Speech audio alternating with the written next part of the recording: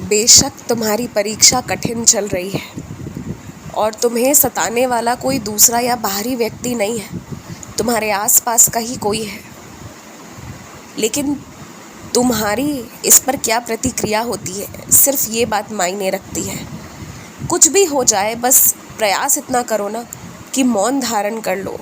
और अब मैं तुम्हें इतनी आज़ादी ज़रूर देता हूँ कि तुम ना मोह से हट जाओ, उन रिश्तों के मोह के ऊपर उठ जाओ और बिल्कुल उन्हें छोड़ दो। इस तरह से छोड़कर पीछे हटो कि जैसे तुमने नहीं देखा था। जो रिश्ते हर क्षण तुम्हें ज़र्रा ज़र्रा तोड़ रहे हैं, जो तुम्हें रोगी बना देंगे, जो तुम्हें खोखला कर देंगे और तुम्हें लाचार वैसे ही पड़ा हुआ छोड़कर चले जाएंगे ना, उनके लिए अपनी स्थिति को ख़राब मत करो, वहाँ से निकल जाओ। वो ऐसा कुछ करे उसके पहले स्वयं अपनी रक्षा करो और वहाँ से प्रस्थान करो।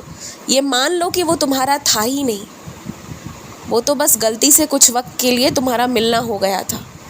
और ख़त्म करो वैसी चीज़ों को, वैसी कहानियों को जिसमें सिर्फ आंसू हैं, दुख है, तकलीफ़ें हैं। बेशक जिम्मेदारियां थी तुम्हारे ऊपर और हैं और आगे भी रहेंगी। जब तक जीवन है कुछ ना कुछ जिम्मेदारियां रहेंगी। और एक और बात तुम जान लो, हर व्यक्ति की अगर तुम आप बीती पूछने जाओगे ना, तो कुछ खुशहाली वाले, कुछ सौभाग्य वाले और कुछ बेहद दुखद सारे किस्से कहानी सबके पास मिलेंगे। चाहे वो इंसान कितना अमीर भी क्यों ना हो या कितना गरीब भी क्यों ना हो, सबके पास इन श्रेणी की कहानियाँ अपनी अपनी है, अपनी अपनी आप बीती है। और ये बात मैं तुम्हें इसलिए बता रहा हूँ कि तुम अक्सर लोगों की आप बीती सुनकर पिघल जाते हो, पर जो सहायता नहीं चाहता है तुम्हारा, उसे सहायता क्यों देना है तुम्हें? कभी कभी अकेला छोड़ देना ही सबसे बड़ा साथ देना होता है। और मुझे लगता है कि इस बार वक्त की मांग तुमसे यही है कि छोड़ दो अकेला।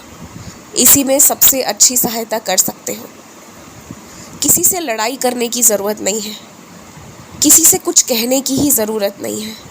कहोगे तो कौन सा मानेंगे, लेकिन हाँ, अगर कहने जाओगे तो बहस ज़रूर करेंगे।